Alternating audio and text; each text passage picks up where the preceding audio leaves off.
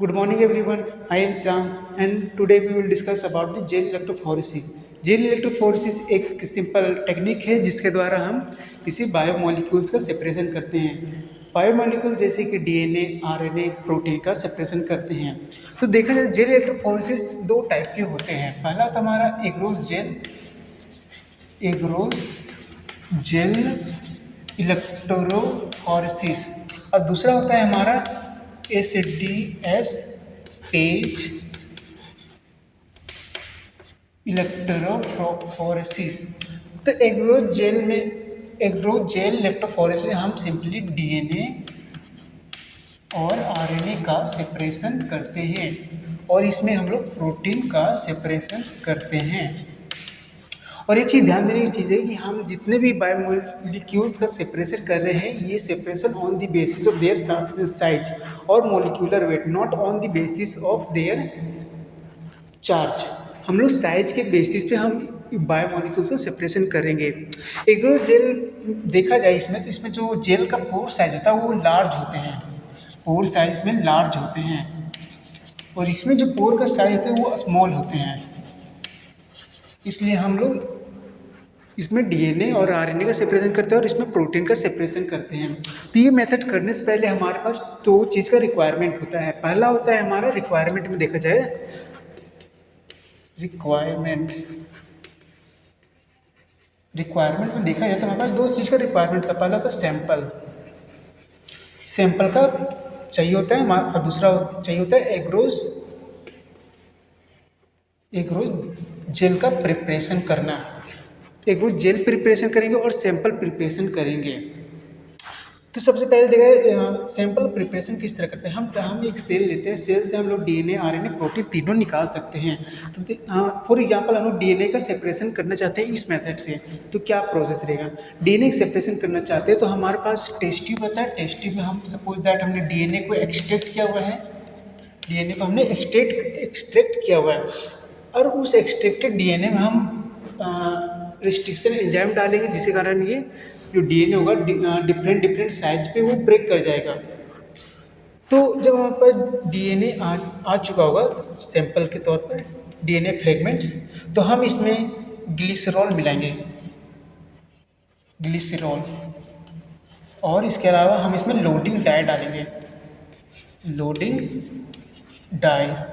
Loading die एक तरह का कलरिंग सब्सटेंस जो कलरिंग प्रोवाइड करेगा और ग्लिसरॉल ये विस्कोसिटी देता है, विस्कोसिटी देगा और डिहाइड्रेशन होने से डीएनए को बचाएगा. और उसके बाद हम एग्रोस जेल का प्रिपरेशन करेंगे. तो एग्रोस जेल का प्रिपरेशन किस तरह से करेंगे. एग्रोस जेल प्रिपरेशन करने के लिए हम एक बीकर लेंगे. बीकर में हम एग्रोस पाउडर डालने वाले हैं. एग्रोस पाउडर ये मार्केट में ऑलरेडी अवेलेबल होता है एग्रोस पाउडर फॉर्म में. एग्रोस पाउडर डालेंगे. हम लोग बफर डालेंगे. बफर में जैसे हमारा TAE बफर हो सकता है या फिर TBE बफर हो सकता है. TAE बफर यानी कि दोनों बफर के बाद थोड़ा सा हम डिफिनेशन देख लेते हैं और इसका फंक्शन देखते हैं. TAE बफर, T का मतलब tris acetic EDTA. Tris acetic यानी बफरिंग इन्वायरमेंट देता है और EDTA एक चिलेटिंग एजेंट है.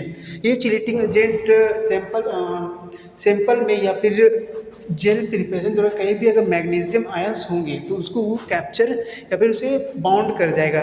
और जब मैग्नीशियम आयन बाउंड हो जाएंगे तो क्योंकि हम डीएनए का सेपरेशन करें तो हमारे पास खतरा होता है कि डीएनए को कोई भी मॉलिक्यूल से ब्रेक ना कर दें, डीएनए को ब्रेक ना कर दें. उस डीएनए से प्रोवाइड करने के लिए हम EDTA का यूज करते हैं जो कि चिलेटिंग एजेंट है. क्योंकि डीएनए वर्क करने के लिए सबसे पहला रिक्वायरमेंट है magnesium ion. Magnesium ion work as a cofactor for the DNA activity.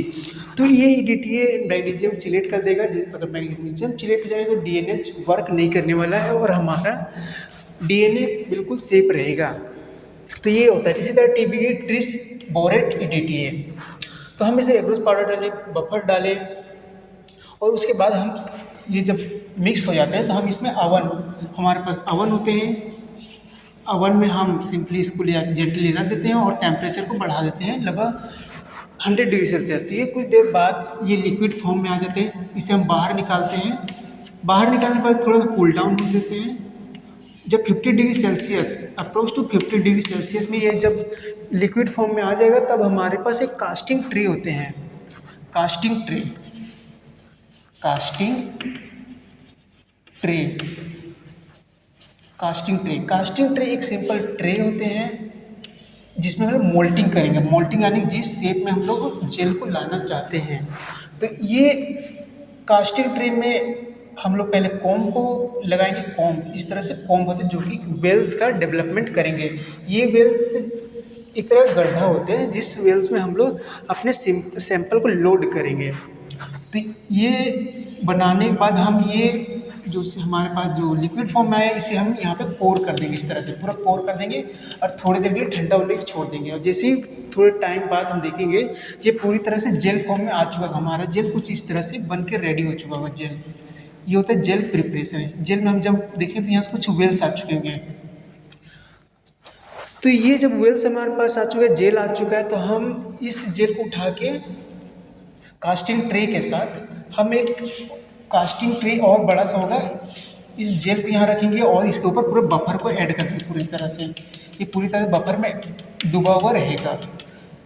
तो जब हम ये कर देंगे तो हम सिंपली यहाँ से अपना सैंपल को लेंगे। सैंपल माइक्रोपिपेट से लेने के बाद हम इसमें वेल्स में डाल देंगे।